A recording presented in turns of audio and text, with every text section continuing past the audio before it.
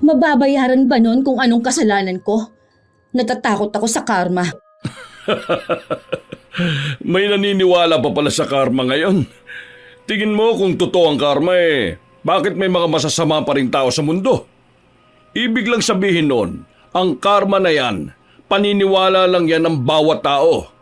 Kumbaga, iniisip lang nila yung pampalubag loob na hindi kasi sila makaganti kaya iisipin na lang nila na karma ang gaganti para sa kanila.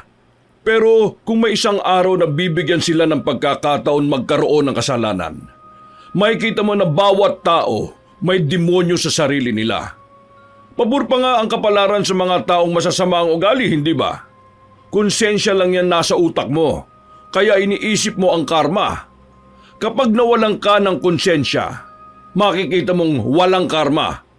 Mas masayang mabuhay ng maraming pera kaysa mabuhay na puro konsensya. Hindi ka bubuhayin ng paniniwala mo. Isa pa, kahit na anong pagtatanggol mo sa sarili mo, magnanakaw ka na rin. Pera ang Diyos. Kaya hanggat may pera kang mananakaw sa mga tao, ikaw ang sasambahin ng nakararami. Kaya wag mo kong paandaran ng kaartihan mo. Ito ang mga istorya ni Lola Telang.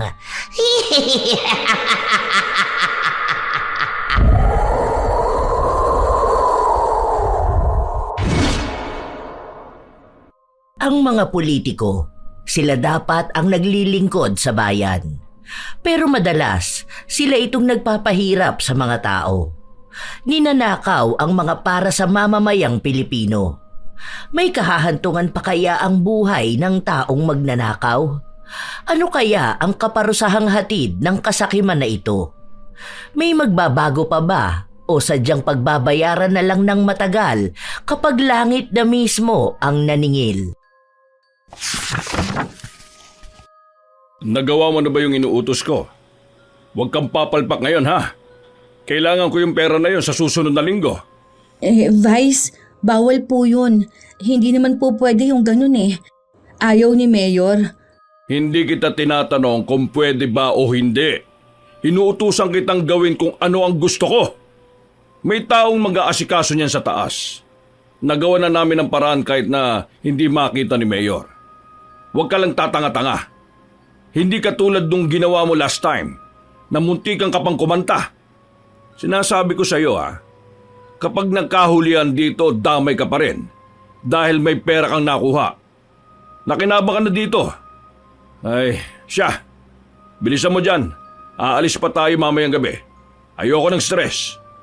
Bakit ka kakabahan? Kinakabahan po talaga ako. Paano kung may audit? Hindi naman ikaw ang humaharap, di ba? Sa kasalayo nitong probinsya natin, tingin mo ba may mag-o-audit pa rito? Ikaw, tatanungin ko. Kailangan ba ng anak mo ng pera? Opo. O, yun naman pala Kung gusto mong magtagal dito, makisabay ka na lang. Hindi ka bubuhayin ng pakikipaglaban mo ng patas. Nasa pwesto ka na. Nasa harapan mo na ang magandang buhay. Bakit kailangan mo pa makisabay sa mga mahihirap na tao? Kung nahihirapan sila, hayaan mo sila. Kasalanan nila kung bakit mahirap sila. Napahawak na lang ako ng mahigpit sa sobrang inabot sa akin ni Vice Mayor. Inaamin kong ilang beses na akong gumawa ng mali, pero hindi ko pa rin kayang talikuran. Bago ang lahat, magandang araw po Lola Telang at sa lahat ng taga-subaybay ng channel. Magtatago na lang po ako sa pangalang Elise. Itong kwento ko po ay naganap noong 2005. 27 anyos pa lang po ako nito. Mag-isa kong binubuhay ang anak kong may sakit sa buto. Naganap ito sa Tagumbayan sa malayong probinsya. Hindi ko na lang po babanggitin kung saan dahil na rin sa mga sikretong mailalabas ko habang ibinabahagi ang kwento na ito. 2 taon na akong nagtatrabaho sa munisipyo. Alam ko ang kalakaran nila simula pa noon. Bago ako pumasok, galit ako sa korupsyon. Galit ako sa mga nasa pwesto na nanlalamang ng kapwa nila. Naaawa ako sa mga normal na mamamayan. Noong mga panahon na yun, talagang mahirap sa lugar namin. Kami nga ang nahuhuli sa lahat. Habang ang ibang bayan nakakakuha ng mas magandang serbisyo, ang sa amin, paulit-ulit lang ang nauupo. Sila-silang pamilya lang. Maayos ang mayor namin pero hindi ang mga tao niyang gamay na ang pagtatago ng korupsyon. Ang madalas na naguutos sa akin ay si Vice Mayor. Hindi ko siya dapat sinusunod pero nung nangailangan ng pera ang anak ko, tinulungan niya ako. Akala ko nung una pagkukusa yon. Hindi pala. Ginamit niya ang utang na loob na yon para mapasunod ako sa mga plano nila. Gusto kong umatras noon pero hindi ko na nagawa dahil sa takot. Pinagbantaan niya ang pamilya ko, lalo na ang anak ko. Sinabi niya rin na kapag nagkahulihan, mas ako pa ang mananagot kaysa sa kanila. Alam ko na pwede ako magsumbong kay Mayor, pero paano naman ang mga taong hawak niya? Wala akong tiwala sa kahit na sino. Kahit na lumantad ako, wala namang ibang makakaalam nun. Mabilis lang kaming patayin. Sabi nga ni Vice Mayor, mas mura pa ang buhay naming pamilya kaysa sa ginagastos niya sa pangkain. Alam ko yun dahil madali lang sa kanila ang pumatay ng ordinaryong tao. Nagpatuloy ako sa pagbibigay ng serbisyo sa kanya hanggang sa nagkaroon siya ng bagong utos sa akin. Di ba meron yung mga high-end na laptop? Gusto ko, gumawa ka ng report na nagre-request ng high-end laptop. Ako nang bahala sa mga susunod. Pipirma rin po ba ako? Malamang. Sino ba dapat? Di ba ikaw ang maghahanap ng papers para sa budget approval? Alam mo na yan, ha? Dating gawin yan. Basta ako na ang gagawa ng paraan dyan sa iba. May pagkukuhaan naman ng mga laptop. Hindi mo na sagot yon. Ganun po talaga ang presyo na ilalagay ko. Hindi ba masyadong mahal? Tapos ang dami pa nito, wala pa sa kalahati ang kailangan natin. Kino-question mo ba ako? Mas alam ko tong ginagawa ko. Inuutusan lang kita. Hindi ako humihingi ng opinion mo. Kung ano ang sinabi ko, yon ang gagawin mo. Ano akala mo sa akin, magnanakaw ng barya? Anong gagawin ko sa kakapiranggot na pera, ha? Di ba po, malaki naman ang sahod nyo kumpara sa amin o sa mga normal na tao? Paano po tayo magkakaroon ng magandang gobyerno kung hindi natitigil ang korupsyon? Sinong may kailangan ng magandang gobyerno kung nasa pwesto ka na? Yung pinagsasasabi mo, pangarap lang yan ng mga taong walang pagsusumikap sa buhay. Tandaan mo normal na gawain na to. Hindi ka pa pinapanganak, ginagawa na to ng mga nasa pwesto. Alam na to ng lahat. Masanay ka na sa kapangyarihan natin nito. O masanay ka sa pagiging mahirap. Bakit ba ang dami mong arte, ha? Kunwari ka pang kontra ka sa korupsyon Pero tumatanggap ka naman ng pera na galing sa nakaw. Gusto mo bang maging bayani, ha? Yung magbibigay ka ng pera sa mga mahihirap?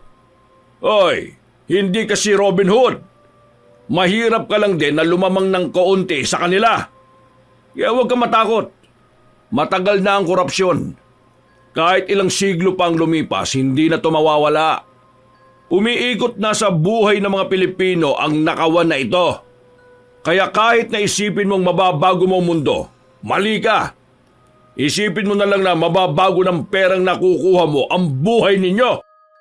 Sinunod ko lang ang utos sa akin.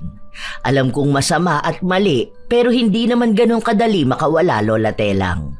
Sakto pa nung mga panahon na yun, kailangan na kailangan talaga ng anak ko. Naoperahan pa siya noon kaya malaking pera ang kinailangan ko. Para akong palubog ng palubog sa kasalanan pero hindi ako makaahon dahil kailangan namin ng pera. Tapos yung tatay ko pa, may sakit noon kaya kailangan ng gamutan. Ang mahal-mahal pa ng gamot niya. Sa aming magkakapatid, ako lang ang may kakayahan.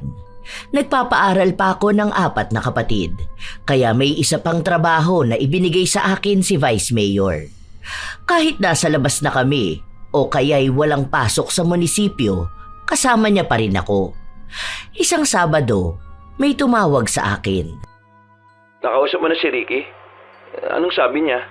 Wala pa po. Nakausap ko siya kahapon pero hindi ko alam kung anong oras kami aalis mamaya. Anong hindi mo alam? Hindi pwedeng hindi mo alam. Ikaw ang may alam ng schedule niya, di ba? Sa'yo niya binibigay yung pera. Hindi ko po hawak yung pera ni Vice. Iba yung pinapagawa niya sa akin ngayon. Saka, nasabi ko naman sa'yo na ibang tao ang kikitain niya ngayon, hindi ba? Kayo ni Vice ang mag-usap tungkol sa transaction niyo. Labas naman na ako dyan. Anong labas ka na? Hindi yung pwede. Kung ayaw niyong gumawa ko ng iskandalo, sabihin mo dyan sa amo mo, ha? Ibigay yung pera na kailangan ko. Hawak ko lahat ng baho niya. Kaya tandaan mo, ha? Kung ano ikababagsak niya, siyang ikababagsak mo rin. Kaya huwag mo akong hintayin na magalit. Hindi na ako nakapagsalita pa dahil pinatayan na niya ako ng tawag. Kaya sinubukan kong tawagan si Vice pero hindi siya sumasagot. Alam kong wala siya sa bahay nila at puyat yon kagabi. Hindi rin naman ako pwedeng basta makialam sa buhay niya. Problemado na ako dahil sa pagbabanta na yon, kaya lumabas ako ng bahay kung saan nakita ko ang kaibigan kong nagsasampay. Okay ka lang ba? Ang diin naman ang pagkakapindot mo dyan sa cellphone mo. Hindi. Tungkol lang to sa trabaho. Sa trabaho? Wala ka naman pasok ngayon. Iba to. Yung doon sa sinasabi mo sa akin? Bakit? May pagbabanta na naman ba? Alam mo kung ako sa'yo, hanggat hindi pa ganun kabigat ang kaso mo, umamin ka na. Hindi pwede. Baka gusto mong mamatay kaming lahat. Para namang hindi mo alam kung anong kayang gawin ng pamilya niya, di ba? Nung nakaraan nga lang may pinapatay siya eh. Parang andali lang sa kanilang gawin yun. Kaysa naman maraming buhay pa ang nasisira. Kung sana may kalaban lang yan tumakbo, hindi yan ang iboboto namin. Halata namang una pa lang na kurakot yung pamilya nila. Lahat sila. Tapos sa susunod tatakbo na yung mayor. Malamang mananalo yan. Wala naman siyang kalaban eh. Mas lalong kawawa ang mga tao Hindi ko alam. Basta nai-stress ako. May pinapagawa pa siya ngayon. Alam mo ba, may bago silang project. Yung pagpapagawa ng poste ng ilaw dyan sa Dolores Street. Paano? Laging may banggaan, di ba? Ang laki ng budget dun, pero wala pang kalahati ang magagamit. O kita mo na? Alam mo yung mga ganyan tapos wala kang ginagawa. Alam mo, sa totoo lang nakakagalit ka rin eh. Magkaibigan tayo. Alam ko lahat ng pangangailangan mo pero hindi ka ba nakukonsensya sa pinaggagawa mo? Tinatanggap mo pa yung pera na ninakaw sa mga tao? Wala ka rin pagkakaiba sa kanila. Huy, hinaan mo naman ang boses mo. Baka marinig ka ni tatay. Ano naman kung marinig ako ng tatay mo? Nagpapakatotoo lang ako rito. Dahil alam ko naman na alam mo rin kung ano yung ginagawa mo. Kung mali na, huwag ka na magstay dyan. Oo, kailangan mo ng pera dahil may sakit ang anak mo. Tapos mahirap lang din kayo. Na single mom ka. Pero hindi naman ibig sabihin nun, mawiwili ka na rin. Paano na lang yung ibang tao na mas mahirap sa'yo? Yung mga tao na walang ibang malalapitan tapos tinatarantado pa ng gobyerno.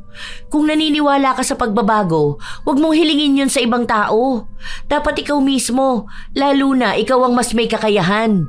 Hindi ko sinasabi sa ibang tao ang sikreto mo pero sana ikaw mismo alam mo kung kailan dapat tumigil. Hindi yan simpleng pagnanakaw lang ng palay. Pagnanakaw yan ang kinabukasan ng iba. Hindi nga ikaw ang nagnakaw pero ginawa kang kasangkapan. Hindi ko na alam kung ano bang gagawin ko nung mga panahon na yon, Lola Telang. Totoo naman ang sinabi niya. Masama akong tao, pero bakit sa tuwing nagbabalak akong huminto, wala akong nagiging pagpipilian? Ilang araw pa ulit ng pagbabalik sa trabaho, naging kasabwat ako sa lahat. Basta tandaan mo yung mga pangalan doon sa listahan na binigay ko sa'yo. Alam naman na yan ni Vince kapag binigay mo yung list. Maghintay ka lang kasi iaabot niya sa'yo yung cheque. Hindi po ba yan delikado kapag tinanong ako? Andyan pa naman po si Mayor. Alam niyo naman yun, kapag nalaman niya yan, yari tayo. Mas delikado yan kapag tatanga-tanga ka. Kaya ayusin mo kung anong trabaho mo, ha? Paano kung lumabas yung list ng ghost employee? Tapos yung sa seminar na pina-approve ko, pero hindi naman mga totoong tao yung nasa list. Nanguha lang tayo ng budget. Tapos ano yung kinatatakot mo dyan? Nakalampas naman kay Mayor na, hindi ba? Wala namang tanungan at interview na nakaabot sa akin eh. Ayos na yan. Huwag ka na lang mag-isip ng kung ano-ano. Huwag ka lang talagang maging tanga. Paano kaya yaman yan? Kita mo si Glenda. Nakabili na ng kotse niya. Tapos may resort na pinapatayo. Di ba? Balita ko nga, napagawa na niya yung bahay niya eh. Kaya huwag kang makonsensya. Ang konsensya na yan para lang yan sa mga mahihirap. Kapag nakonsensya ka, ibig lang sabihin nun, wala kang mataas na pangarap sa buhay. Natatakot kasi ako. Tsaka ang hirap makatulog sa gabi. Mahirap makatulog sa gabi. Pero yung pinapakain mo at pinanggagamot mo sa pamilya mo galing naman sa nakaw. Di ba? Kaya hindi ka umaasenso eh. Sumabay ka na lang sa Agos. Hindi naman niya magkakahulihan eh. Sa susunod, ako naman ang magiging mayor. Kaya wala kang dapat ikabahala. Basta susunod ka lang sa mga utos at gusto ko. Walang problema. Yayaman ka. Paano yung sa market renovation? Naipadala na kay Mayor yon at subject for approval na. Kaso ang tagal pa nun, hindi pa rin naibabalik sa amin. Kinakabahan na ako. Kasi nung nakaraan pinatawag si Sir Tom eh. Baka mamaya alam nyo na. Si Tom pala ang pinatawag. Alam na niyang gagawin doon. Laki ng makukuha niya kapag natuloy yon. Sa kanya rin naman kukuha ng gamit eh. Dagdag pa yun sa pagpatong ng presyo. Hindi ka na mahirapan nun. Saka huwag ka mag-alala. Kung magkanong usapan natin, yun ang makukuha mo. Para magduda ka pa sa akin eh. Si Rodel pala, tawag ng tawag sa akin. Hayaan mo siya. Nakapag-usap na kami. Sa susunod na linggo, ikaw na ang pupunta sa kanya para magdala ng pera. Hinihintay ko lang yung cheque para dun sa agricultural program. Pero ako nang bahala dyan. Kasado na ang budget niyan. Hinihintay na lang ang pera. Sige na, gawin mo na kung anong inuutos ko sa'yo. Tapos, bumalik ka rito. Iniisip ko na lang noon na kailangan ko ng pera. Marami sa mga kasamahan ko ang sanay na sa ganito. Minsan nga may sarili silang paraan ng korupsyon. Kahit na hindi nagawa ni Vice o ng ibang politiko. May sarili silang galawan na magdadagdag ng pera nila. Basta hindi lang halata, makakakuha sila ng pera. Minsan, depende pa yon kung anong hawak nila. Kapag sa paaralan, mas marami silang nakukuha dahil may mga pamigay dapat sa mga estudyante na tinitipid nila. Isa sa hinihintay nilang lahat kapag may kalamidad. Mas malaking pera yon, mas madali. Kaya madalas tipid na tipid ang naibibigay sa mga taong nasalanta ng kalamidad. Sila lang ang masaya kapag ganon. Dahil madalas sila ang hindi apektado dahil sa matitibay nilang mga bahay. Isang gabi, dumiretso muna ako sa bahay ni Vice bago ako umuwi. May hawak akong 2 sobre na pera ang laman. Kapag nag-text sa'yo si Rodel, ang sabi mo sa kanya, kalahati mo nang may bibigay mo ha. Tapos after ng project para sa market renovation ng kalahati pa. Huwag ka mo siya magmadali. Tapos ito, iyon na to. Bahala ka kung paano mo uubusin yung pera na yan. Kumain kayo sa labas, bumili ka ng sasakyan. O kaya magpaayos ka ng bahay ninyo. Doon mo na lang ibaling ang konsensya na nararamdaman mo. Mababayaran ba nun kung anong kasalanan ko? Natatakot ako sa karma. May naniniwala pa pala sa karma ngayon. Tingin mo kung totoo ang karma, bakit may mga masasama pa ring tao sa mundo? Ibig lang sabihin nun, ang karma na yan, paniniwala lang yan ng bawat tao. Kumbaga, iniisip lang nila yon pampalubag loob. Na hindi kasi sila makaganti kaya iisipin na lang nila na karma ang gaganti para sa kanila. Pero kung may isang araw na bibigyan sila ng pagkakataon magkaroon ng kasalanan, makikita mo na bawat tao may demonyo sa sarili nila. Pabor pa nga yung kapalaran sa mga taong masasamang ugali, hindi ba? Konsensya lang yung nasa utak mo, kaya iniisip mo ang karma. Kapag nawalan ka ng konsensya, makikita mong walang karma.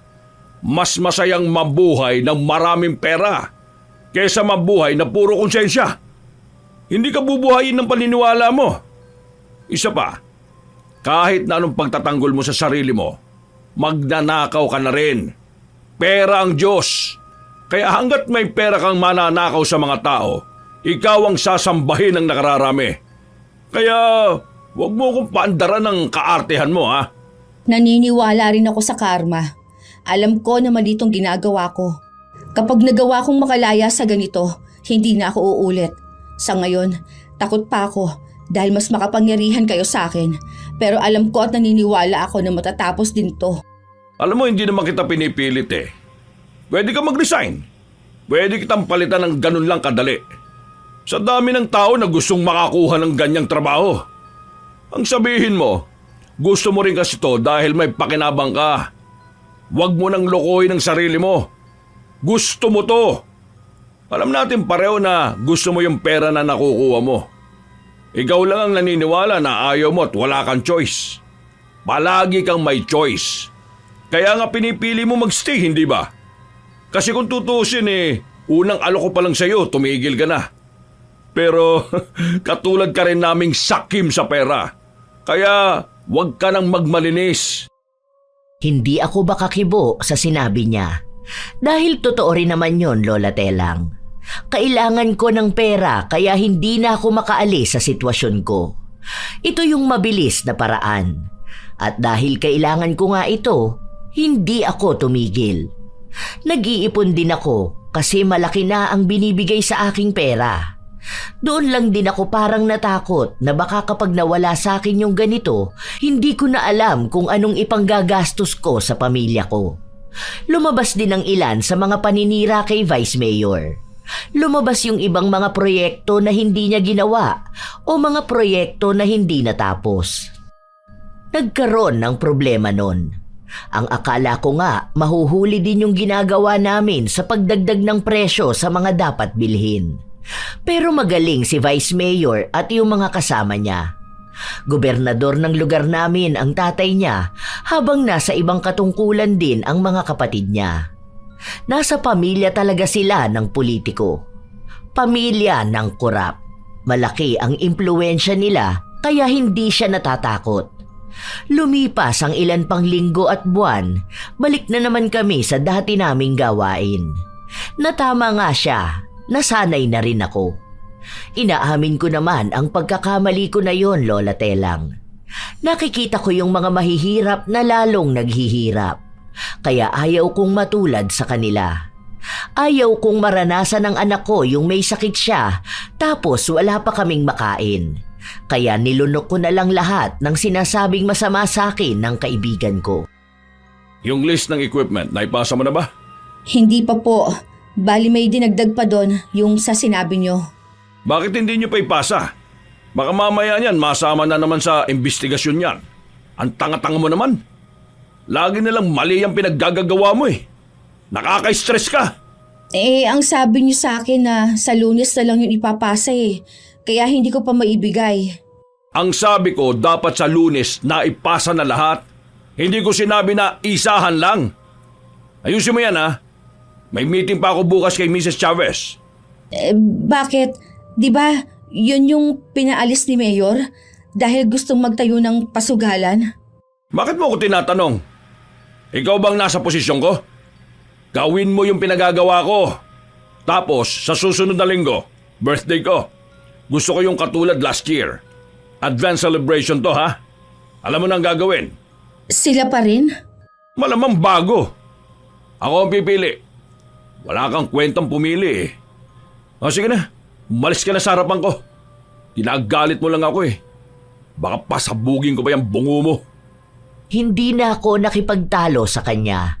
Ginawa ko na lang kung ano ang utos niya. Basta nung panahon na yon, ang alam ko lang, basta may pera akong nakukuha sa kanya. Mula sa pera lang din na ninakaw niya sa taong bayan. Nagbabalak talaga akong makaipon para makaalis na rin kami doon at magne-negosyo na lang ako. Ipon galing sa nakaw. Isang araw, nakipagkita ako kay Rodel upang ibigay ang ipinapaabot ni Vice. Huwag ka na panay text sa akin. Ayos na yan ha.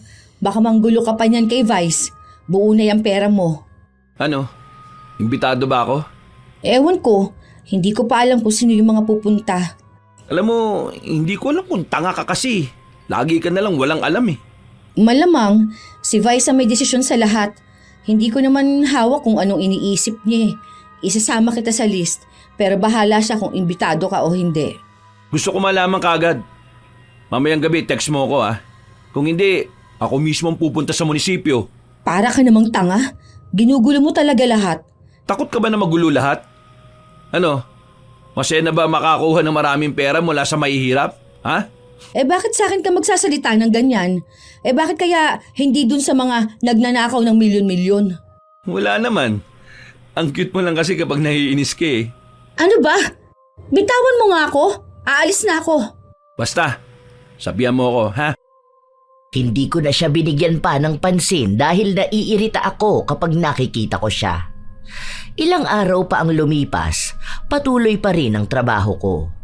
Nakakatakot pero nagagamay ko naman na lahat. Nakikita ko rin yung mga kasama kong may kanya-kanyang gawain. May maliliit na pagnanakaw, may mga malalaki rin. Isang hapon, matapos namin umuwi galing ospital, nakita ko ang kaibigan ko. Naglakad siya palapit sa akin. Akala ko ba itutuloy yung pagpapalagay ng ilaw dyan? Hanggang ngayon wala pa rin. Naglabas na raw ng budget dun ah. May ilaw naman na inilagay. May ilaw? Yun na pala yun? Yung mabilis mapundi tapos bilang lang sa daliri? Ni hindi pa maliwanagan yung daan. Mas malakas pa ang flashlight. Yun na ba yung milyong project ng amo mo? Magkano komisyon mo dun? Siguro sapat pambili niyang kakarag-karag na motor? May project naman na ginawa. Okay na rin siguro yan. Ay wow! So ang gusto niyo niyan, magtiis kami para sa ganyan. Malaking pasalamat na pala yung pagtitipid sa mga tao. Pero kung magwaldas ng pera, wagas. Para mo namang sinabi ngayon na yan lang ang kayang ibigay sa amin. Dahil ito lang kami. Samantalang ang laki ng tax na binabayaran ng bawat tao. Para saan yun? Pang birthday ng mga nakaupo? Oh, bakit sa akin ka nagsasabi? Ano bang kinalaman ko dyan? Ako ba si Gov? Ako ba si Mayor? Si Vice? Hindi naman, di ba? Empleyado lang din naman ako. May tax din naman akong binabayaran. Sa halip kasing magreklamo, gumawa na lang ng paraan para makadaan. Isa pa, malinaw naman ang mga mata ninyo, di ba? Hindi naman kayo madadapa dyan. Iba talaga ang nagagawa ng pera sa isang tao. Kinurakot na nila pati ang prinsipyo mo. Hindi ka nakasali bilang simpleng mamamayan dahil katulad ka na rin nilang nagpapakasasa sa pera ng taong bayan.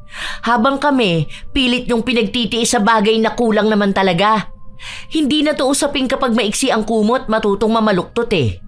Kaya maiksi ang kumot dahil kinukuha ng mga korap na opisyal ang kalahati. Katulad ka na rin nila. Magnanakaw ka na rin. Tinanggap ko ang sinabi niya dahil alam ko naman yon sa sarili ko. Hindi ko naman itatanggi na nakakasilaw ang pera. Simula nun, hindi na kami nagpansinan pa ng kaibigan ko. Minsan nagpaparinig siya sa akin pero hindi ko pinapansin. Isang araw, walang pasok noon dahil holiday. Nagpunta ako sa bahay ni na Vice para ibigay ang listahan na hinihingi niya sa akin. Malapit na ang kaarawan niya kaya ako na naman ang gusto niyang mag-asikaso nun. Malaking pera ang ibibigay niya sa akin. Sakto sa kailangan ng kapatid kong pera dahil luluwas siya ng Maynila. Doon niya balak mag-aral ng kolehiyo. Para sa akin, kaya ko naman yon dahil nga malaki na ang nakukuha kong pera kumpara noong una. May iba pa akong trabaho kay Vice. Sa personal na buhay naman niya yon. Nag-text ako kaso walang signal ang Sun.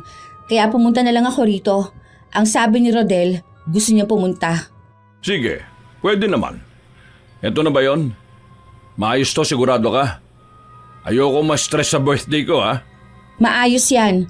Pero baka late na ako makapunta doon kasi ihahatid ko pa sa terminal yung kapatid ko eh. Hindi pwede. Pumunta ka ng tamang oras. Ihatid mo ng mas maagang kapatid mo, saka ka bumalik. O sige na, umalis ka na. Pinapasakit mo na naman ang ulo ko eh. Dami-dami mong reklamo dyan. Hindi na ako kumibo dahil wala rin naman akong magagawa kung yon ang desisyon niya. Mabilis lang ding lumipas ang araw hanggang sa dumating na ang araw ng kaarawan ni Vice. Nagpunta ako ron kasama ang mga bisitang gusto niya. 4 na lalaki kasama si Rodel. Ano, namiss mo ba ako, baby? Hay, nakaka-stress talaga sa buhay. Sabi ko sa iyo, magpunta ka ng Sabado, hindi ba? Nagsabi akong pupunta ako, di ba? Kaso naman, nandun yung asawa mo. Pinapalayas ko na nga yun eh. Ang sabi ko, pumunta na muna ng ibang bansa. Doon na lang ka ako magpalahi. At ako, ayoko talaga ng babae. Uy, ang sasarap naman ng tatlong to. Eto ang gusto ko. Paano ba yan? Kaya mo kahit na 4 kami? Aba, ako ba talagang hinahamon mo, ha? Tingin mo ba aatrasan ko tong ganito? Sige na, Elise. Doon ka na muna sa labas.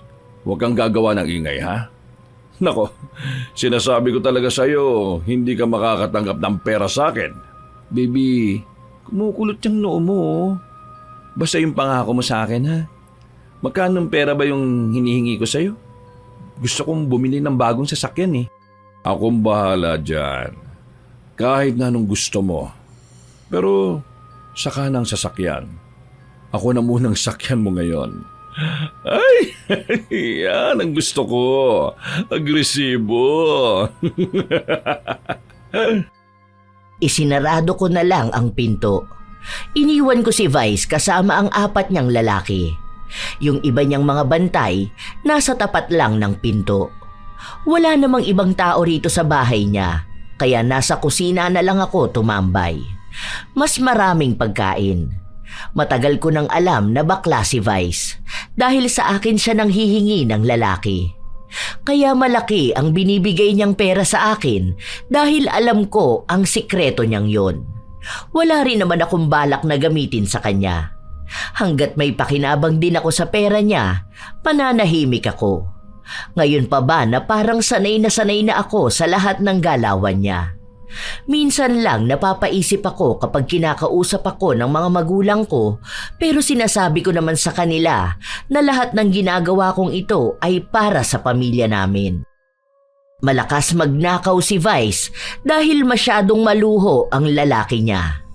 Marami naman siyang lalaki, paiba-iba, pero iisa lang talaga yung lalaki niya na pabalik-balik sa kanya at mahal na mahal niya. Si Rodel. Napakagastos nun. Minsan, umaabot pa ng 1,000,000 ang hinihingi niyang pera kay Vice. Nagbibigay naman din ito dahil ayaw niyang iwan siya. May asawa si Vice, pero wala siyang anak dahil halata na ginamit lang niya yung babae pantakip sa tunay niyang pagkatao. Matapos nilang maglaro, umalis na yung 3 lalaki at ako ang nag-abot ng pera sa kanila. Pag-akyat ko sa taas, naroon pa rin ang 2. Hindi na ako pinapasok ng kwarto dahil pinauwi na ako kasama ang pera na bayad sa akin. Ilang buwan pa ang lumipas. May bago na namang pinapagawa sa akin si Vice. Merong program para sa mga senior citizen. Bale, wala si Mayor nun dahil nasa Congress siya. Alam mo nang gagawin mo, ha? Iwasan ang pagiging tanga. Bawal ang sakto. Laging sobra-sobra kapag nasa listahan na. Kaya mo na yan. After nyan, bago ka umuwi, daan ka kay Rodel, ha? Yabat mo tong sobre na to. Paano yung sa relief goods? Hindi ako may hawak nun, si Annalisa. Okay na yon. Tapos na yon. Nakalagpas na yung kay Mayor. Basta ang gagawin mo lang kung ano yung iniuutos ko. Ha? Huwag ka na mangialam kapag hindi mo trabaho. Sinunod ko siya dahil yun naman ang trabaho ko. Kada utos niya naman sa akin, may nakukuha akong pera. Ilang buwan pa ang lumipas, ang daming nangyayari. Ang daming problema ng lugar namin, pero madalas noon ay mas marami pa rin ang nakawan. Iba-ibang pamamaraan. Hindi ko na maisa-isa kung ano ang mga yon. Pero lahat ng bagay na dumadaan sa munisipyo, lahat yon may suhol. May kapalit na pera. Nakikita ko rin kung paano sila nagtatago, kung paano nagbabayad at binubulsa ang pera ng ganun-ganun lang. Paanong ang pinaghihirapan ng mga tao para bang barya lang sa mga magnanakaw. Alam ko na wala naman akong karapatan magsalita ng ganito dahil nga isa rin ako sa mga nakikinabang sa nakaw. Sumapit ang Disyembre. Kapag mga ganung panahon, nagkakaroon ng bigayan ng pagkain. Nagbigay ng bigas pero bawas na nung may mga nakatanggap na. Katulad ng inaasahan, marami ang nagrereklamo pero wala namang nangyayari. Kahit na umiyak sa galit ang mga tao, wala naman silang magagawa dahil iba ang nakaupo. Ang iba doon, sinabotahe lang si Mayor. Ayaw kasi nila ng galaw niya, tapos may huli pa siyang termino kung saan makakalaban niya noon si Vice. Hindi ko alam kung sino ang mananalo sa kanila. Dati kasing mayor namin yung kapatid ni Vice. Napalitan lang talaga nung dumating itong bagong mayor. Kaya nahirapan din silang makakuha ng mga patago nilang proyekto. Pero sadyang matatalino pa rin talaga ang mga magnanakaw. Isang nakakapagod na araw. Matapos naming mamahagi ng mga pamaskong handog, pagod na pagod akong pumasok sa sasakyan ni Vice. May iuutos pa kasi ito sa akin. Malaking pera ang nakuha niya rito. Ibig lang sabihin nun, malaking pera ang isusustento niya sa lalaki niya. Ganun naman palagi ang ginagawa niya. Ninanakawan niya ang mga tao dahil kailangan niyang ibigay lahat ng hiling ng lalaki niya. Kung hindi para kay Rodel, para naman sa mga bago niyang lalaki. Basta, doon ko madalas nakikita ang gastos niya. Alam naman din siguro yun ng kanyang pamilya, pero pinagtatakpan din siya. Ang mahalaga lang sa kanya, nananatili siya sa katungkulan. Para sa ganung paraan, mas mabilis silang makapagnakaw ng pera sa mga ordinaryong tao. Ay, grabe. Sumakit naman ang balakang at likod ko. Ang dami nating ginawa ngayong araw. Ang daming tao. Gabi ka na lang pumunta kay Rodel. Ako na lang magsasabi sa kanya. Alam naman niyang abala tayong lahat ngayon eh. Kung hindi siya makakapaghintay, bahala siya sa buhay niya. Ang daming pambabati ko sa nakukuha niyo ngayon Baka naman matalo ka niyan sa susunod na eleksyon. Paano kapag nangyari yon? Alam mo naman ng mga tao, kapag nakakita sila ng mali sa'yo, madali lang din yun kakalat sa lahat. Kaga ka. Kapag ako natanggal, ibig sabihin nun, wala ka na rin pera. Ewan ko kung hindi ka matulad sa mga taong yan. Mga patay gutom sa tulong. Gusto mo ba bumalik sa ganyan? Ha? Yung pumipila ng mahaba para lang sa ilang kilong bigas? Yung panay hingi ng tulong kasi walang pera? Pasalamat ka na lang sa akin kahit papano inalis kita sa lusak mong pamumuhay. Nakikinabang ka rin ng malaki sa akin. Ang dami ko kasing naririnig. May mga kumakalat na ring issue tungkol sa'yo. Pero parang sanay na sanay ka na sa ganun Kasi kahit pagsisinungaling mo, hindi ka malang kumukurap. Wala akong pakialam sa kanila. Alam mo, yung mga tao na yan, kahit na anong isyong marinig nila, kapag tinulungan mo yan sila, tatanawin na nilang utang na loob. Ang tawag ko nga sa kanila mga aso Kasi kahit nabigyan mo sila ng tira-tira, ipagpapasalamat pa kung anong naibigay mo. Kapag natulungan mo sila, bayani ka na sa paningin nila. Kaya yung mga kumakalat na issue, madali lang yung pagtakpan. Bigyan mo lang yan ng ilang sardinas at 2 kilong bigas, burado na yun Para ka ng Diyos sa paningin nilang nagligtas sa kanila sa gutom. Kaya nga hindi nawawala ang pamilya namin sa linya Dahil alam ng mga tao kung paano kami mamigay ng mga kakainin nila. Ganun lang umiikot ang politika. Kailangan mo lang gumawa ng bagay na papabor sa mahihirap para akalain nilang mabuti ka. Hindi lang naman akong gumagawa nun Magnanakaw ka, tapos magbibigay ka rin naman pero konti lang. Pero at least namigay ka. May mga magagalit na nagnakaw ka pero may magtatanggol sa iyo na namamahagi ka. O di ba? Mas marami naman ang mahihirap. Mga mangmang. Hindi man lang ba kayo nabahira ng konsensya? Isipin nyo, maraming pamilya ang nawawalan ng maayos na kabuhayan. Nawawalan ng pangarap sa buhay.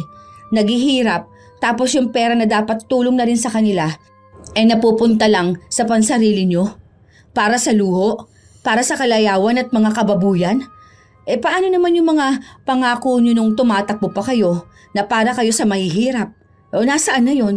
Hanggang sa pangako na lang ba talaga? Hindi ko na sila problema. Basta ako, may pera ako. Ikaw ba? Kaya mo ba ng walang pera? Ano? Hindi ka makasagot, di ba? Dahil alam mo sa sarili mong kailangan mo yon. Kaya naiintindihan mo kung paano umiiral ng korupsyon. Dahil unfair ang mundo. Kaya huwag kang lumaban ng patas. payo ko lang sa'yo ha. Hanggat may politiko, hindi mawawala ang korupsyon. Dito na umiikot ang mundo natin. Hindi na maalis yan. Hindi na magiging maayos ang Pilipinas dahil lahat ng gustong umupo, gustong magnakaw. Hindi na ako nakakibo sa mga salitang sinabi niya. Nang kinagabihan noon, nagkita nga kami ni Rodel. Pero mukhang hindi maganda ang timpla niya. Nung makarating kasi ako sa bahay niya, amoy alak at sigarilyo sa buong paligid.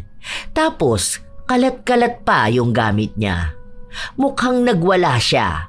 Pero hindi ko na problema kung ano yung ginawa niya dahil nagpunta lang naman ako doon para ibigay ang pera niya.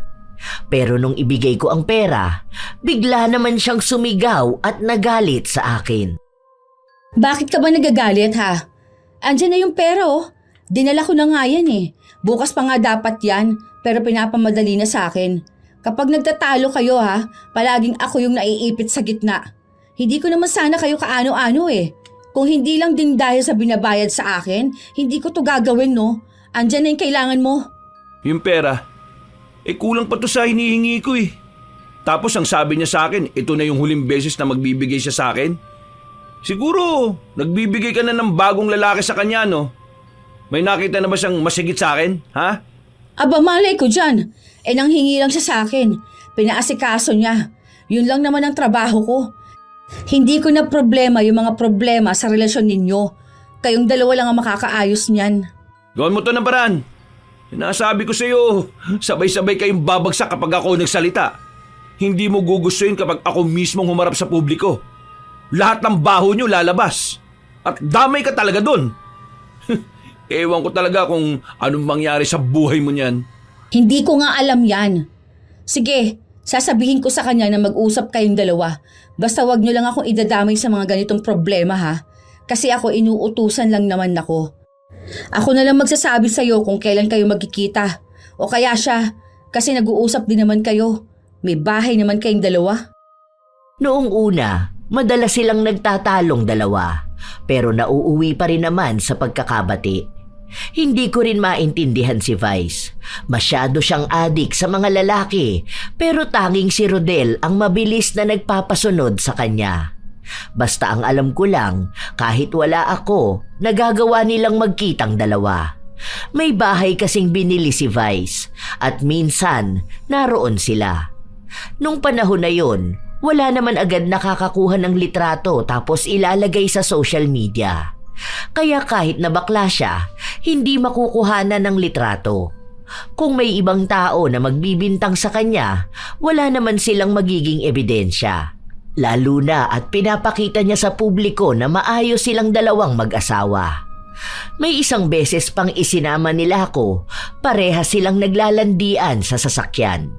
Hindi ko alam kung may ibang milagro pa silang ginagawa dahil malikot ang mga kamay nila. Hindi ko rin naman sila tinitingnan. Mamaya na lang tayo sa bahay, baby. Kakagating ko talaga yung tenga mo eh. Kapag nakikita talaga kita, pinanggigigilan na kita eh. Ang sarap mo naman kasi. Ikaw lagi mo na lang akong pinanggigigilan Nakakainis ka na talaga. Sino ba naman kasing hindi manggigigil sa'yo? Ako nga dapat tong magtatampo eh. Paano? Yung iba mong lalaki ang madalas mong kasama. Nagsiselos na kaya ako. Tapos, magkano lang yung binigay mong pera sa akin nung nakaraan? Ano namang gagawin ko dun? Huwag ka na magtampo. Binibigay ko naman sa'yo lahat, hindi ba? Sige, kapag naaprubahan yung isa kong ghost project, magpupunta tayo sa ibang bansa. Masarap dun kapag malamig, di ba? Tapos, magpapainit tayong dalawa. Talaga ba? Sige nga, kiss mo nga ako. Mamaya na lang kapag nasa bahay na tayo. Nakakaya eh. May ibang tao kaya dyan.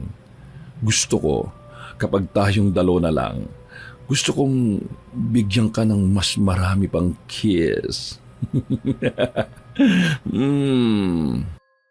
Nakakadiring pakinggan, lalo na kapag nakikita ko pa kung paano maging bakla si Vice Mayor. Malayo talaga sa iisipin ng iba na bakla siya dahil hindi halata. Gwapo siya sa edad niyang yun, kaya kahit na may asawa siya, minsan ay may mga babae pa rin na nagkakagusto sa kanya. Pero wala pa akong nakita na pinatulan niya. Kapag lalaki, yan ang mas madaling lumandi sa kanya. Bago kami makauwi, nagbigay siya ng malaking pera kay Rodel. Binigyan niya rin ako ng pera na isiniksik ko sa loob ng bag ko. Habang naglalakad ako pa uwi, nakasalubong ko si Lydia. Tiba-tiba na naman sa pera yan. Lalo na ngayon, magpapasko. Ang galing no? Habang kami ang naibigay lang sa amin 2 kilong bigas at 2 noodles. Malamang yan ikaw, nakasobre pa ang pera mo. Hindi ka nahihiya? Please lang ayoko ng gulo. Pasalamat na lang kayo na nakatanggap kayo ng pamigay. Kasi hindi lahat ng tao nakakakuha niyan. Pasalamat? Pasalamat saan? Sa ganong bigay?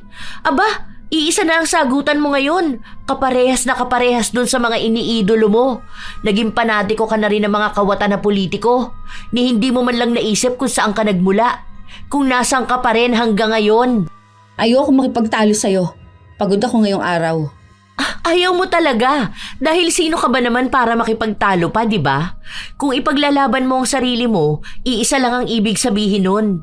Kasama na nila yung kaluluwa mo sa impyerno. Kaya kahit na anong sabihin mo, mananatili kang masamang tao. Hindi mo mababago ang tingin na yun sa'yo kung hindi mo babaguhin ang ginagawa mo ngayon. Hindi mo alam kung anong pinagdaraanan ko at ng pamilya ko. Kaya wala kang karapatan na magsalita ng ganyan sa akin. Hindi kasi ikaw yung nasa posisyon ko, kaya tingin mo sa akin, kalaban. Aba mas lalong hindi mo alam kung anong pinagdaraanan ng ibang tao. Ng pamilya nila na paulit-ulit tinatarantado ng gobyerno. Sumama ka pa talaga sa panlalamang sa kapwa.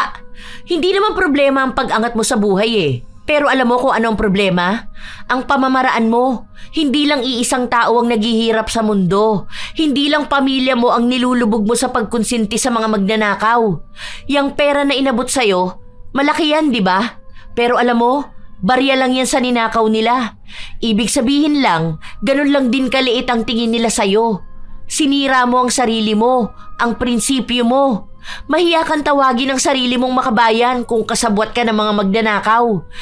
Mapapagaling ng pera na yan ang anak mo pero kaninong anak ang mamamatay dahil walang sapat na tulong mula sa gobyerno?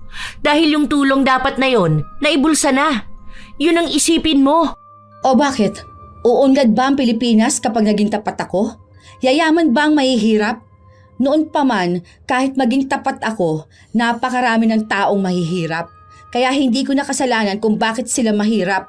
Sige nga, sabihin mo sa akin kung magbabago ang buhay ng mga tao dahil sa akin. Hindi, pero hindi ka mahihiyang tawaging makatao ang sarili mo dahil alam mo kung paano ka lumaban ng patas. Hindi ka palaging uusigin ng konsensya mo dahil isa ka sa taga-usig ng magnanakaw. Taong walang prinsipyo at walang dignidad. Walang bagay na mas nakakahiya pang matawag sa pangalan ng magnanakaw. Hindi ko siya pinakinggan dahil alam kong wala naman dapat kahit na anong salita ang makakaapekto sa akin. Napagamot ko naman ang anak ko pero kahit na malaki ang perang nakukuha ko, hindi ako nakakapag-ipon. Para bang kung ano ang binigay sa akin, binabawi rin yun. Lumala kasi ang sakit ng tatay ko tapos yung kapatid ko nagkaroon pa ng problema sa Maynila. Kaya mabilis ding nauubos ang hawak ko. Tuwing ginugusto ko ng higit, nagkakaroon ng mas malala na problema. Hanggang sa isang araw, pinatawag ako ni Vice. Buwisit talaga yon. Hindi ko alam kung nasan siya ngayon. Pero pinagbabanta niya ako na kapag hindi ko binigay yung pera na kailangan niya, ipapadala niya sa munisipyo yung skandal naming dalawa. Meron naman ba? Pinadala na niya sa akin. Ibig sabihin marami talaga siyang hawak, kahit mga litrato. Ay, kilala ko siya. Kapag talagang gusto niyang gawin, gagawin niya. Makakasira siya sa mga plano ko at ng pamilya ko. At yun ang bagay na hindi ako papayag na mangyari. Walang kahit sinong tao makakasira ng reputasyon ko. Magkano ba hinihingi niya? Malaking halaga Tapos ang gusto niya, sumama na ako sa kanya. Hiwalayan ko na yung asawa ko para siya ang piliin ko. May parating na kampanya. Hindi pwedeng masira ang pangalan ko kapag lumabas yun. Hindi pwedeng masira ang pangalan ng pamilya namin. Sure ka ba na gusto mo siya mawala sa landas mo? May nakapatong na sa ulo niya. Kapag may nakapatay sa kanya, mas magiging masaya ako doon. Magkano ibibigay mo kapag namatay siya? 2 milyon. Eh kung ako makapatay sa kanya, ibig sabihin, sa akin na pupunta ang 2 milyon na yan. Paano mo naman yun magagawa kung hindi nga malaman kung nasaan siya? Kung yung mga binayaran ko nga hindi siya makita eh. Dahil alam niya na sa pagbabanta niya na to, ipapapatay ko talaga siya. Kukulamin ko siya. Nagpapatawa ka ba? Hindi. Marunong mangkulam ang nanay ko. Pero hindi na siya masyadong gumagawa ngayon dahil itinigil na niya. Kung gusto mo, yun ang gagawin ko. Meron ka bang kahit na anong gamit na may kaugnayan sa kanya? Tapos buong pangalan niya. Alam mo ba? Seryoso ka ba talaga dyan? Problemado na ako Nagagawa mo pa akong tarantaduhin. O bakit? Meron ka pa bang ibang choice? Maniwala ka lang. Saka perang usapan dito. Ang gusto mo lang naman mamatay siya, di ba? Hindi na yun sakop ng paniniwala mo sa itim na kapangyarihan. Basta kailangan ko ng pera. Huli na to. Dahil titigil na rin ako sa pagtatrabaho ko sa'yo. Gusto ko na ng bagong buhay. Ipapadalo ko bukas sa iyo lahat ng kailangan mo. Siguraduhin mong magagawa mo ng tama kung anong gusto ko. Hindi pwedeng masira ang pangalan ko. Hindi pwedeng masira ang mga plano ko. Basta sapat ang halaga, kaya ko. Basta, totoo ka lang din sa pangako mo. Kahit na kailan hindi ako bumigo ng tao. Basta magawa mo ang inuutos ko. Wala akong pakialam kahit magkano pang may bibigay ko sa'yo. Totoo ang sinabi ko sa kanya. Bata ako noong nalaman kong marunong mangkulam ang nanay ko, pero hindi na niya ginagawa ulit dahil iniisip niya na baka ang sumpa ay napupunta sa pamilya namin. Kaya nagkasakit ang tatay ko, tapos pinanganak naman ang apo niya na may kakaibang sakit. Pero ngayon na may malaking perang nakasalalay, gusto kong gawin niya ulit. Ayoko na maging kasangkapan ng magnanakaw kaya gagawin ko na lang kung ano ang sa tingin ko ay tama. Magsisimula ako ng bagong buhay. Noong una, hindi ko makumbinsi ang nanay ko dahil ayaw niyang balikan kung ano ang iniwanan niya. Nay, 2 milyon yun. Malaking pera yun. Hindi na tayo magtitiis maging mahirap. Hindi ko na kailangan magtiis sa paulit-ulit na utos sa akin para sa mababang bigay o sahod. Pwede naman tayong lumayo eh. Lumuwas tayo ng Maynila para sa bagong buhay. Mapapagamot natin dun si tatay pati ang anak ko. Magtatayo tayo ng negosyo para mapalago natin ang pera.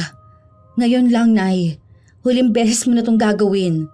Pangako ko sa'yo, kapag nakuha ko na ang pera, lalagay niya tayo sa tahimik. Ilang araw pa bago ko napilit ang nanay ko. Dahil pinipilit na rin ako ni Vice na gawin yon. Araw-araw siyang nakakatanggap ng pagbabanta. Minsan pa may nagpapadala ng DVD na panakot sa kanya. Ikakalat daw ang malalaswa nilang video na tiyak ay mapapanood ng publiko. Kaya tinaasa niya ang ibibigay niya sa akin. Ginawa niyang 3 milyon basta masigurado ko lang na mamamatay sa kulam si Rodel.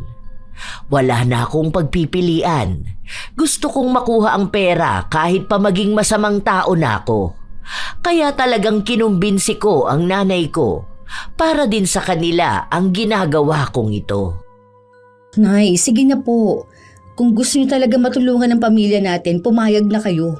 Hindi naman ito makakaapekto ng malaki sa atin eh. Sige na po, tulungan niyo naman ako. Kung marunong lang akong mangkulam ako na mismong gagawa niyan.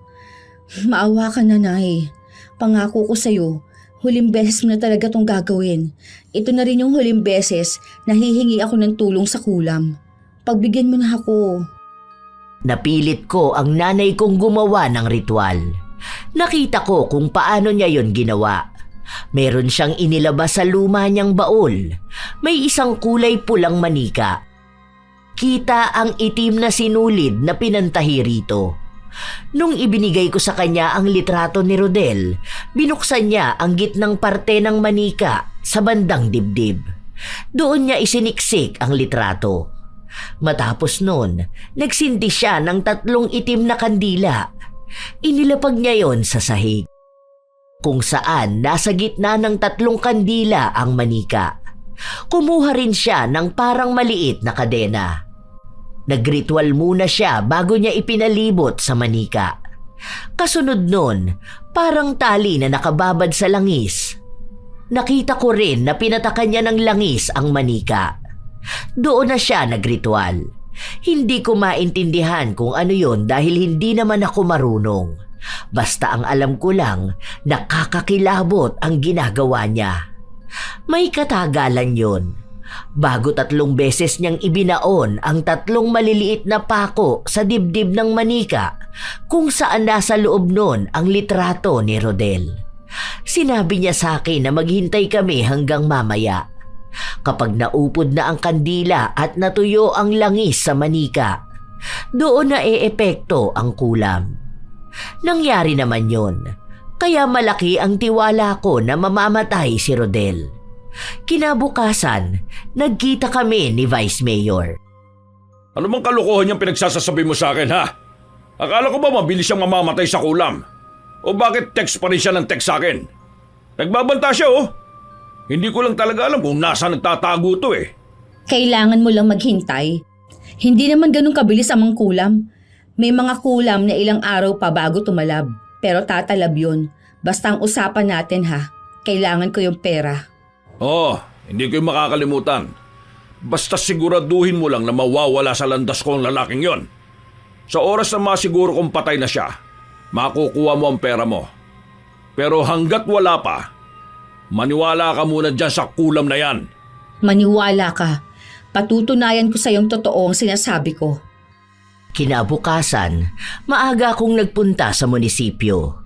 Pero nagkakagulo na sila doon. Hindi ko pa alam kung bakit.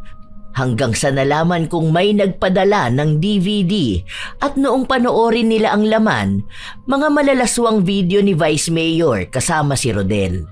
Hindi lang si Rodel kundi maging ang iba pang mga lalaki. Wala si Vice noon pero alam ko kung saan siya makikita dahil tinawagan niya ako. Agad din akong nagpunta roon dahil kailangan kong makuha ang pera. Lalo na ngayon na nagkakagulo na. Alam ko na ang susunod dito. Seryoso ka ba?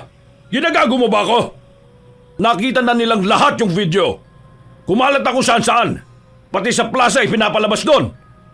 Pinanood nila yung mga kababuyan ko. Nakarating na rin sa iba't ibang ahensya yung video. Tapos hihingan mo ako ng pera sa katarantaduhan na kulam na yan? Hindi naman pwede yun. Hindi ko na kasalanan kung mas naunang lumabas yung mga malalaswaan yung video kesa sa pagtalab ng kulam. Pero ngayon, alam ko nang patay na siya. Kaya yung usapan natin, kailangan ko yung pera. Wala kang makukuha na kahit na ano sa akin. Wala akong pakialam kung namatay na siya.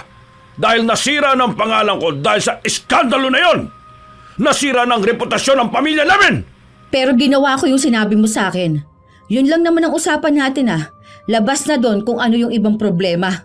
Kaya gusto ko siyang ipapatay dahil ayaw kong kumalat yung hawak niya. Pero huli na. Naikalat na niya. Kaya wala na akong pakialam sa buhay niya. Dahil sira na yung buhay ko. Ang tanga-tanga mo kasi. Bakit ang tagal mong kumilos, ha? Naghintay ka pang maikalat niya bago mo patayin. Tanga! Hindi ko naman alam. Yung pera, kailangan ko yon. Kapag hindi mo binigay sa akin, isusumbong kita. Sasabihin ko sa kanila lahat ng pagnanakaw na ginawa mo. May listahan ako. Hawak kong lahat yon.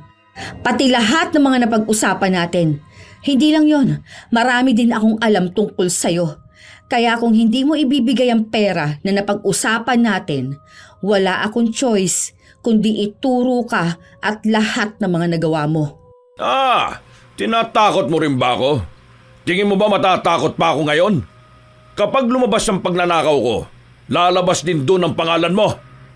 Tandaan mo, ako, kaya kong makalabas ng bansa na to nang walang kahit na sino sa inyong makakaalam. Pero ikaw, isang maliit na tao, mas madali kang ikulong. Tandaan mo lahat ng ginawa ko dawit ka. Sige, gawin mo. Tingnan natin kung may pamilya ka pang uuwian kapag nakalabas ka ng kulungan. Ibigay mo yung perang napag-usapan natin. Kahit yung 2 milyon na lang. Gusto ko na magpakalayo-layo. Wala ka matatanggap na kahit na ano sa akin. Wala! Buti sana kung inayos mo yung trabaho mo eh. Pero hindi naman eh. Nakalabas pa rin yung hindi naman dapat na makalabas.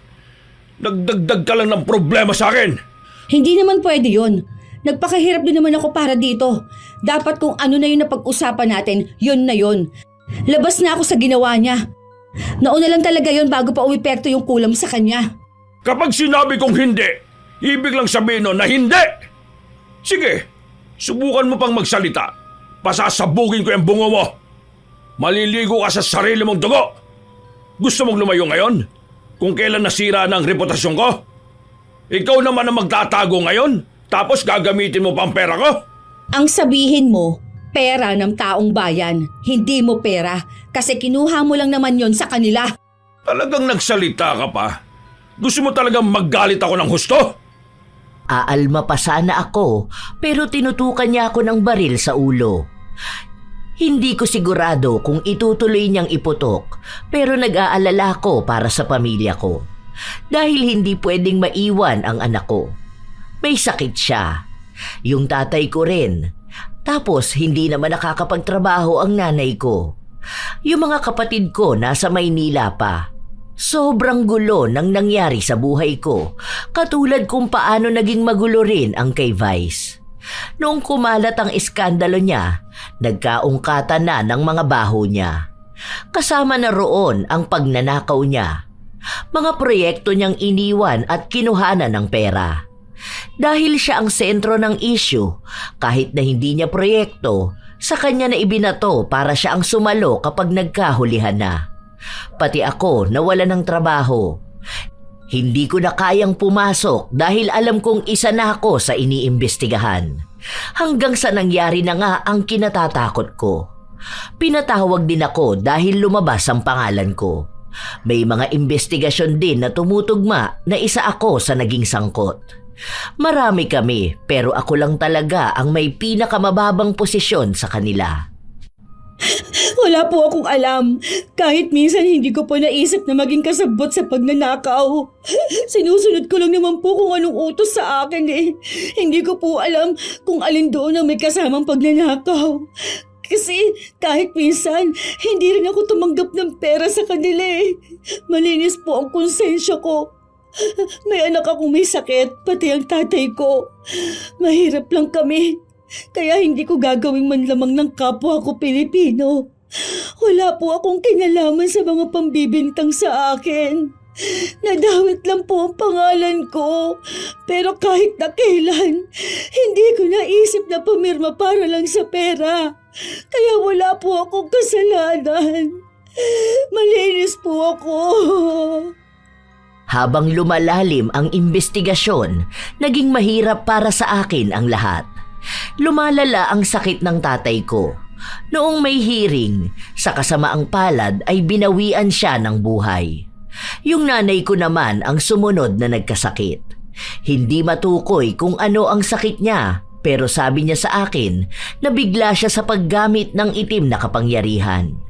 Si Ricky naman, kasabay ko rin siyang bumagsak. Pero sa kanya, bilang nasa angkan ng politiko, hindi siya masyadong apektado. Nabalitaan ko nga rin na may balak siyang tumakas at lumabas ng bansa. Kahit naging kahihiyan siya sa mga video na kumalat na pumapatol siya sa mga lalaki, may pamilya pa rin siyang nagtatakip ng kasalanan niya. Naging magulo ang lahat. Lumalala rin ang sakit ng anak ko dahil kahit dalhin ko siya sa ospital, walang maayos na pasilidad at gamutan. Habang naghihintay ako sa labas ng ospital, nakita ko si Lydia. O ano, kumusta ka na? Ano na pala nangyari sa kalagayan ni Peter? Okay na ba siya ngayon? Buti na lang kahit paano naisugod mo sa ospital. Walang gamot. Naghahanap pa sila kung saan mas madaling makakuha. Tapos walang kwarto. Kulang din yung mga gamit nila. Pati yung mga nurse. Nakaka-stress tong hospital na to. Kung may pera lang ako, sa private ko talaga siya dadalhin eh. Wala akong choice dahil libre lang dito. Ganito ba talaga to? Ganito ba sila magbigay ng serbisyo kapag libre lang? Hindi naman sa pangaano ha, pero nakikita mo na ba? Nakikita mo kung anong nararanasan ng mga normal na mamamayan? Ng mga mahihirap? Oo, ganito yun. Walang magandang pasilidad, walang gamot, walang maayos na pagkalinga. Ganyan ang nangyayari kapag yung para sa mga tao ninanakaw ng mga nakaupo at ng mga taong nangungunsinti sa kanila. Sana maintindihan mo to ng maigi. Hindi tayo dapat nakukontento sa kung ano lang ang tira na binibigay ng gobyerno. Dapat meron tayong sapat. Yung para sa atin, hindi para sa puro na lang pagtsatsaga. Kailangan natin lahat ng pera, pero kung yung pera na yun ninakaw para sa atin, tayo-tayo lang din ang mahihirapan. Oo na, alam ko naman yun eh. Alam ko na kung ano yung pagkakamaling nagawa ko noon. Nangunsinti ako. Tapos ngayon sa akin na ang balik ng lahat. Kung hindi lang rin ako naging sakim at hindi ako nagpakasilaw sa pera. Akala ko mababago kong buhay ng pamilya ko eh. Magiging mas magulo pa pala. Kung alam mo kung anong mali mo, dapat alam mo rin kung ano yung pananagutan mo. Hindi magiging maayos ang lahat kung mananatiling pag-amin lang ng mali ang gagawin mo, pero hindi ang pagkilos para magkaroon ng katarungan. Kung mali ka ngayon, huwag mo hintayin na mali ka habang buhay. Kung ano-ano na lang ang tumatakbo sa isip ko. May mga tao kasing nagagalit sa akin. Hindi ako makalabas ng bahay. Para bang lahat na lang sa akin din ang sisi. Minsan pang pinagbantaan ang buhay ng pamilya ko. Nung nakausap ko ulit si Ricky, hindi na siya nagbibigay ng kahit na anong impormasyon sa akin. Tumanggi rin siyang tulungan ako kahit na ako naman ang dahilan kung bakit namatay si Rodel. Dahil alam ko, kung buhay pa yun, magiging testigo pa siya ng mga katiwalian ni Ricky. Sa totoo lang, Lola Telang, kung tinuruan lang ako ng nanay ko mangulam, baka ako na mismo ang kukulam kay Ricky. Pero hindi ko yun magawa. Hindi ko rin naman sinabi sa nanay ko dahil malubha ang karamdaman niya. Kapag pinilit niya ang sarili niya, baka kung ano pa ang mangyari sa kanya. Hanggang sa kusa na akong umamin sa mga nagawa ko. Hindi ko alam kung hanggang kailan na lang din ang buhay ko. Sabi nga ni Vice Mayor, ang presyo ko at ng pamilya ko, presyo lang ng merienda niya sa isang araw. Ganun lang kamura ang buhay ko. Kaya bilang ako ang nakakaalam ng lahat, mas mawawala ng saysay kung mamamatay lang ako. Kaya aamin na ako. Nagsimula ito nung inutusan ako ni Vice Mayor sa iba't ibang seminar na gagawin. Mas malaking pera ang nakukuha niya sa senior citizen program. Halos wala pa sa kalahati ang nakakarating sa mga matatanda. Yung pera niya, ako pang nag-aabot sa mga naging lalaki niya. Dahil bakla si Vice Mayor, ako rin na naghahanap ng lalaki para sa kanya. Si Rodel, yung lalaking kasama niya sa video, matagal na niyang nobyo. Meron akong hawak na ebidensya sa pag-uusap naming dalawa. Mga tawag ko sa numero ng mga lalaki ni Vice Mayor. Kaya ko rin ituro kung sino yung mga nakasama kong tumulong kay Vice Mayor para kung mamatay man ako, mababawi ko pa rin ang katiting na dangal na meron ako. Natatakot ako para sa buhay ko at sa pamilya ko, pero wala na akong magagawa. Kahit naman hindi ako magsalita, madali lang akong mapapatahimik. Lalong nagkagulo nung umamin ako. Sakto pa noon na naharang ang sinasakyan ni Vice Mayor dahil balak niyang tumakas. Naglabasan ang maraming ebidensya laban sa pagnanakaw niya. Galit na galit siya sa akin dahil sa pinatunayan kong bakla siya. Lumabas din naman yung mga naging lalaki niya. Kaya hindi lang siya ang nasira nung panahon na yon, maging ang pamilya niya. Nakulong kami, pero nakiusap ako noon sa ibang ahensya ng gobyerno para sa pamilya ko, lalo na sa anak ko. Hindi naman nila pinabayaan ang hiling ko. Hindi ko na nga alam kung ano pang ibang nangyari, pero ang nabalitaan ko na lang, kasama rin si Vice Mayor na nakulong. Isang araw, may bumisita sa akin. Akala ko nga kapatid ko, pero alam ko malayo sila at sinabi ko na wag silang dadalaw sa akin. Dahil baka kung ano pa ang mangyari sa kanila.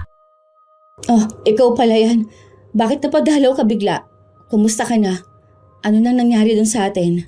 Okay naman, medyo nagiging maayos na. Sana nga tuloy-tuloy na yon. Napadalaw ako kasi may sasabihin ako sa'yo. Huwag kang maingay ha. Alam ko rin naman na wala kang pagsasabihan. Kasi, ito na nga. Ha? Tungkol saan ba? Ewan ko kung totoo ha. Pero kasi yung kakilala ko, sabi niya kinukulam daw nila ngayon si Vice Mayor. Ay, dating Vice. Nasa kulungan pa rin siya, di ba? Alam mo naman special treatment siya. Kahit naman sabihin natin na nakulong na yon, alam mo naman ang ganap kapag mayaman, di ba? Parang pampalubag loob lang yung kulong-kulong sa mga kurakot, pero masaya naman ang buhay nila sa loob ng kulungan. Ayun na nga. Kilala mo si Ate Inday? Yung doon sa may tindahan ng pandesal? Yung anak niya nagtatrabaho doon sa kulungan. Kita niya kung paano i-baby yung animal na kurakot na yun. Tapos ayun, parang pinakulam ata.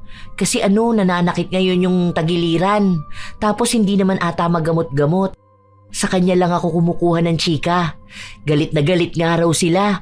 Kasi kahit nasa kulungan na, feeling pa rin si bakla. Dapat doon mas malala pa na parusa no? Mas maganda na yon, kulam. Para mas matagal niya ring paghirapan kung ano bang pinaggagawa niyang mali. Saka sana nga wala nang maging kurakot. Sana rin, lahat ng magnanakaw na politiko, pwede nating kulaming isa-isa. Kapag ako nakalabas, mag-aaral akong maging mangkukulam. Lahat sila niyan, kukulamin ko talaga. 3 taon din akong nakulong, Lola Telang. Mabigat din kasi yung naging kaso ko kahit na naging witness ako. Alam ko rin naman yun at tinanggap ko yun. Bilang parusa ko na lang din sa sarili ko dahil naging gahaman din ako sa pera. Noong makalaya ako, sobrang pasalamat ko dahil makakasama ko na ulit ang anak ko at ang pamilya ko. Ilang beses din akong humingi ng tawad sa nanay ko dahil ako talaga ang dahilan kung bakit siya nagkasakit. 2 taon pa ulit ang lumipas, unti-unti kong binabawi ang sarili ko. Hirap na akong makahanap ng trabaho dahil nga sa kaso ko. Kaya hindi na ulit ako nakabalik sa gobyerno. Nagtinda na lang ako sa palengke dahil sa tulong na rin sa akin ng mga kakilala ko. Yung pamilya ni Ricky, ang balita ko ay nagtatago sa ibang bansa. Malaki rin kasi yung ninakaw nilang pera. Governor pa naman siya at yung iba hindi ko alam kung nasaan na.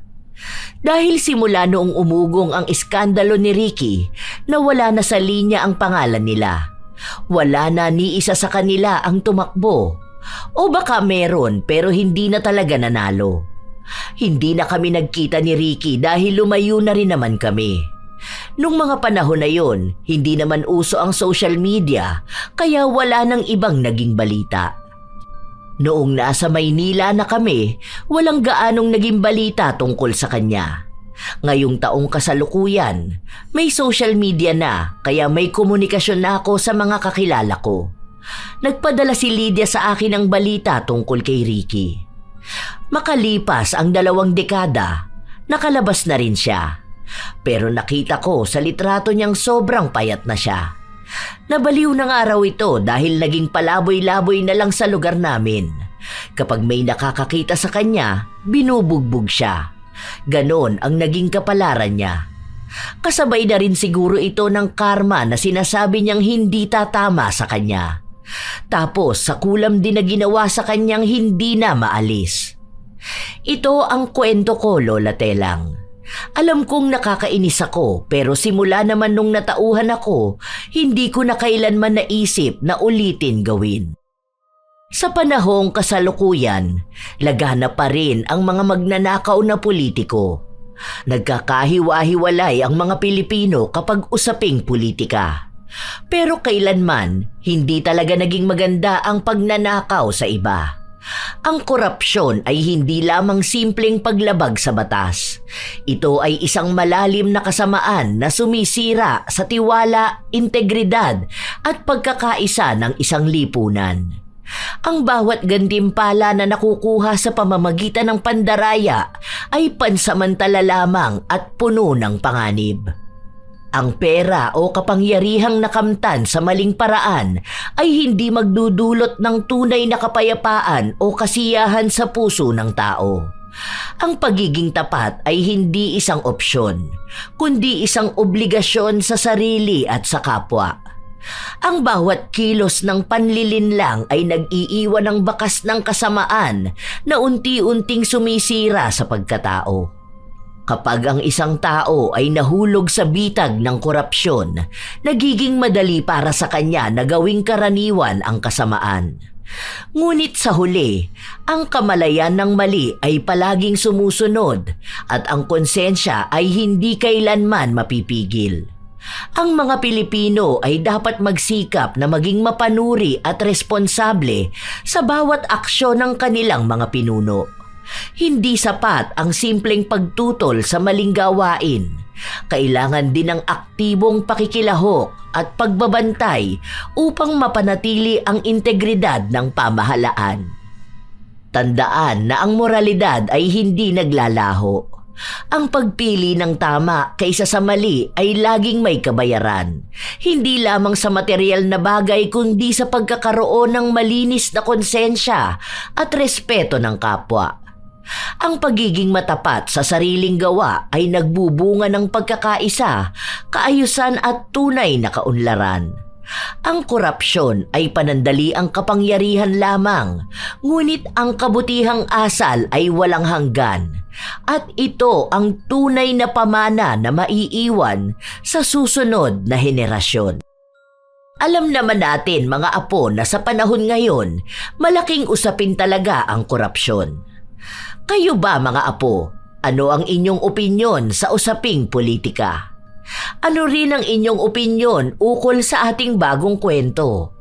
Naway nakapaghatid ito ng magandang aral sa inyo. Shout out sa ilan sa mga masusugid na tagapakinig ng mga istorya ni Lola Telang. Forever Jojo 38 at sa kanyang mama na si Bernardina Brimon. Gracia Balitaan, Roda Bieri, Adventures of Quezonian, Jenny Velasco, Samantha Pagio, Lovely Valeza, Raymond Yao, Cheryl Vertudazo, Jenna Nolasco, J.Ann Abis, Charmaine Solidad, Shirley Terada, Maria May Montefalco at Justin Curl Pantanoza, Florence Joyce Ferras, Charmaine Ebon. Shout out din sa inyo, Gerald Tiksay, Zay Giangan at sa Giangan family ng Bukidnon, Liza Takada at kina Sakura Yamashita at Himari Yamashita, Elaine Cardiente, Winnie Charmy Rose 1, Tara Dabi, Annaliza Puaso, Rose Ardogitom, Daiben, Via Nolasco, Nika Jean Perez, Cristel Ann Bateo at John Paulo Purisima, Donna G, Iya Domingo. Shout out sa mga apo ko na sina Sydney Crosswind, Supladang Pasaway, Lovely Rose Roa, Kimpoy Feliciano, Hazel Fiesta, Marida Lightworker, Gia Gigi, Francisco Neng at Jeremy Saranillo Francisco, Matt Sarol, Mel Santarita, Esteli Reyes at sa Reyes family ng Marikina City, AJ Chua, Vicky Yabut, Roy Lacandalo, Josefina Fuelias, Chef M, Irisha Bella Tuazon, Mike James Tapak, Will Maleses, Leonisa Cobo, Lurian Vitalicio, Jenny Suzuki, Raquel Hasegawa, Hayashi J. Megan, Maria Lee Nakagawa, Lynn Hasegawa, Elise Padilla, Lydia Lopez, Gemstone Claro, Lance MBB, Rosalina Bugayong, Ami Yong, Ami Bag, Angelina Ignacio, sa buong Team Manok ng Amsik Angeles City, Pampanga.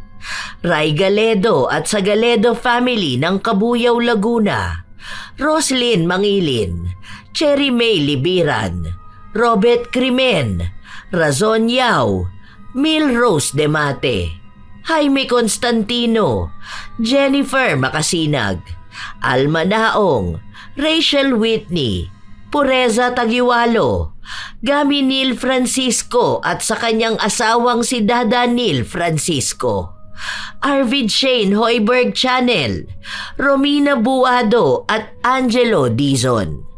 Ito ang inyong Lola Telang at maraming salamat sa inyong palaging pagsubaybay, pag-aabang at pakikinig mga apo.